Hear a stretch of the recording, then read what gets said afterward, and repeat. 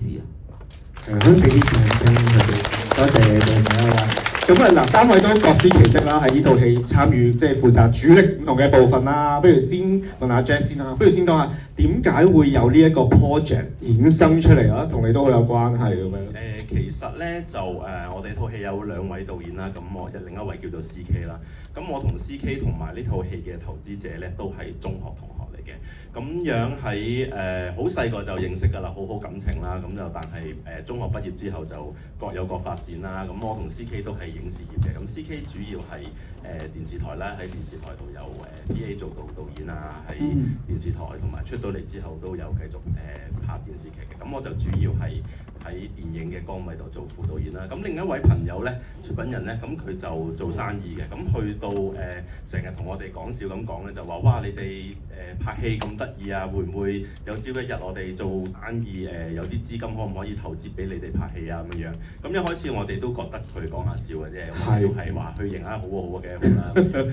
咁就終於去到前一兩年，佢就終於好認真咁樣講，就話喂。時機成熟啦，有啲資金啦，我再問多你一次，拍一套戲最低成本，但係又拍出嚟係見得下人嘅，咁即係2024年咯喎，係啦，24年啦，咁就我哋就計一計諗一諗就講話，都我諗起碼最少都要300萬啦。咁佢就真係好啦，300萬 ready 啦。咁我哋就再有幾個故事俾佢揀啦，咁同佢噏過幾個，咁到最後大家都覺得係呢個故事喺嗰個300萬嘅情況之下，都應該係可以做出嚟，係可以視正見得人，同埋係可以有觀眾會有興趣睇。咁啊最尾就出咗套咁嘅戲出嚟。咁樣衍生到出，我想問嗰時喺櫃桶你咪有幾個劇本㗎嘛？你哋幾個兄弟嗰時阿恒參與咗未啊？嗰陣時即係有份寫呢個劇本未㗎？喺最初咧，呢個 CK 同我哋傾嘅時候咧，佢原本係一個心理懸疑嘅劇嚟嘅，其實哇10集嘅劇。係咪有死人㗎嗰陣時？係啦，咁就真係一個大概咁嘅事啦。就當年係真係推咗個朋友落山嘅。哇！咁就估下發生咩事咁啦。咁但係佢哋變成戲之後咧，CK 好快就決定咗話，其實都搞唔到心理懸疑，因為心理懸疑咧需要大量嘅 budget 去襯托個氣氛出嚟。咁所以最後就變咗一個喜劇，同埋某程度上係一個商業考慮啦，因為好朋友俾300萬出嚟嘅時候咧，其實我哋一開始係勸佢，依家電影業都好低迷喎，你個300萬掉出嚟，喂，好兄弟都講聲，未必翻投資涉及風險。咁係啦，但係調翻轉嚟，佢好有信心話俾我哋聽，佢話由細到大識你哋兩位，都知你哋係好熱愛電影，亦都有聽過你哋嘅idea， 都覺得係 OK 嘅。我對你哋好有信心，你兩個冇理由自己冇信心嘅。咁所以拍咗啦。咁所以一開始揀咗呢個故事咧，都有再過濾一下嘅。既然係叫唔好蝕咗好朋友嘅錢，咁就向一個比較商業嘅諗法個方向啦。咁喜劇我覺得係而家香港，即係我哋兩位導演同埋編劇都覺得係依家香港比較吸引到觀眾喺商業出發嘅角度咧，係一個比較成熟嘅方向啦。咁最尾就變咗一個喜劇。講到 budget 上一點啊，我哋監製衛視啦，即係啱啱阿 Jack 導演都話300萬其實最低入場費啦，我理解到係嘛？即係已經要話每一毫子都要慳住使，可唔可以好大壓力啊？咁負責監製呢個戲嘅時候，其實會㗎，因為一開場CK 就話：喂，衛視啊，我有個朋友就願意真係俾300萬我哋去做嘅製作啦。跟住我一睇劇本，哇！300萬係拍唔到嘅喎，我哋呢個劇本。咁跟住我就即刻，因為嗰陣時其實兩個導演都叫做開始喺創作到啦。咁就即刻同佢哋兩個每一次出嚟開會啊，話點樣減嘢啊。跟住我哋其實成隊叫做製作人員啦，我哋未開始正式叫做籌備嘅時候啦，其實我哋已經去咗好多地方睇景啊，或者睇下有邊啲嘢我哋係可以喺呢個 scale 入邊，我哋可以做得好啲咯。會唔會因為都係咁，所以喺嗰個山度拍咗好多日？咁係咪其中一個要運行到呢件事嘅其中一個？係啊，冇錯，因為好似我哋主景係一個馬鞍山嘅一個地方，一個山頭啦。其實我哋開初係去咗好多地方嘅，我哋去咗元朗啊，去咗上水一啲比較都係類似偏僻嘅地方，但係唔同一個觀咁嘅地方。但係最後我哋衡量晒個劇本啊，我哋嘅製作嘅應付啊，最後就揀咗喺馬鞍山嘅地方。主要加上係咪？我記得我哋演員都唯獨即係佢做好晒所有準備 prep 好晒先係開㗎。可唔可以講一講嗰陣時？係啊，因為我哋嘅資源真係好有限。我成日同兩個導演講，我哋唔係好容許中間有咩出錯，一日都唔可以。係啦，即係唔可以浪費一啲資源。咁我哋其實就好好揾咗呢班演員啦。咁跟住又同佢哋喺籌備期間，喺我哋正式開拍之前啦，就真係齊晒腳，真係去咗山頭，將所有嘅戲揾咗一日，由頭到尾排咗一次咯。係啦，喺我哋正式叫拍攝開機前，係啦。咁其實嗰次排戲除咗嗌齊咗演員之外咧，都我哋嘅 crew 啊，即係副導演啊、攝影師啊、燈光啊、美術啊、服裝咧，其實全部都喺齊到。咁啊，大家真係嗱資源好少啦，一開工全部人就好趕㗎啦，不如全部人一齊去到現場排下個戲，大家知道咩啦？去到呢個位係喺邊個位置嘅，打燈要點打啊？啲戲大概係點樣行啊？咁就慳咗好多時間。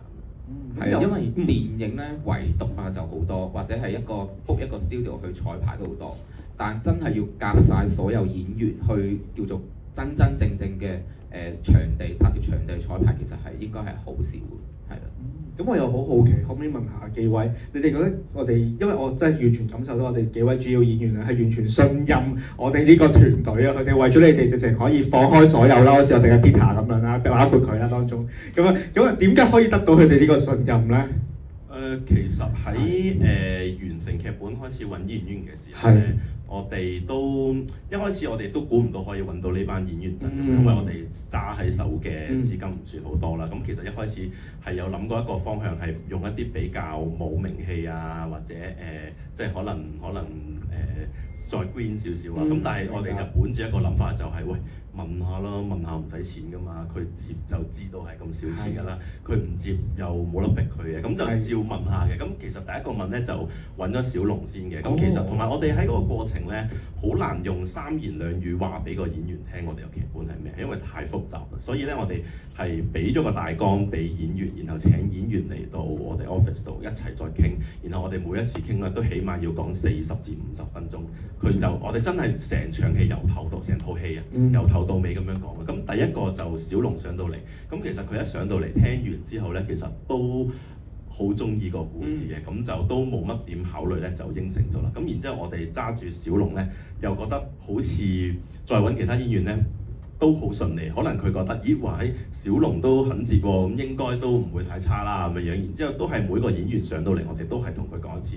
咁如是者就小龍之後就揾 Peter 啦，然之後就阿 Wono 啦，咁就好巧合地揾咗一個好似叫做 APA 同學會咁嘅。係喎，咁啱係喎，真係。係啦，咁然之後再加上其實原來陸俊光啊 Alan 同埋其他演員都有幾位都係 APA 嘅畢業生，所以感覺係好夾啊！佢哋感覺我哋有咁啱單一場景咧，有少少舞台劇嘅感覺，同埋佢哋都發揮得好自然咯。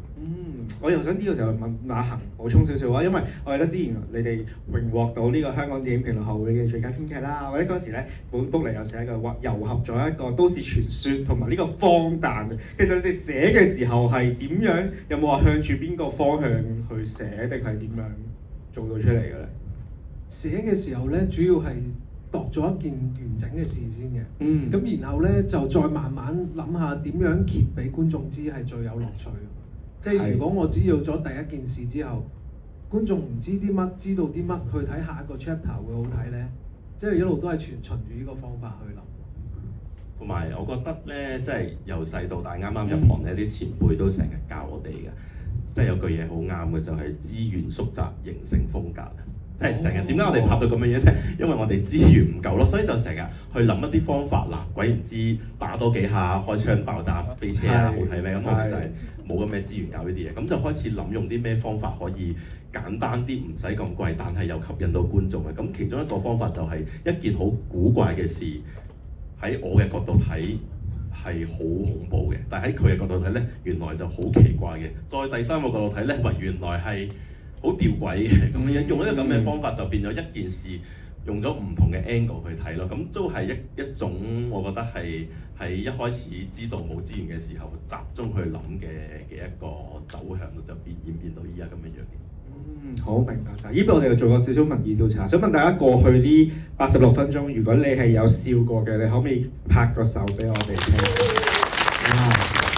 咁你哋，但係咁多位你哋可以放心，多謝你哋嘅回饋，希望我哋套戲都可以感動更多觀眾啦。希望大家多啲呢個暑假可以入嚟放鬆下啦，咁就最好啦。咁你仲有少少時間，不如3位各自講，有冇啲特別嘅説話想同我哋今日嘅VIP 朋友仔講咧？咁我哋套戲正式上映就係7月9號啦。咁如果大家真係喜歡嘅話咧，可以嗌多啲朋友啊、親戚啊一齊去睇啦。甚至乎中意嘅話咧，可以睇多幾次㗎。不過最緊要唔好劇透啊！劇透會點啊？導演劇透就一世溝唔到你嘅會。OK，係啊，你要講埋出嚟，大家先記得。我相信。多謝你，記住啦，大家都要帶住呢句走。好，阿恒咧。咁其實一套戲要有投資者呢件事咧，喺香港係其實越嚟越少見嘅。呢個工業係變得越嚟越唔健康。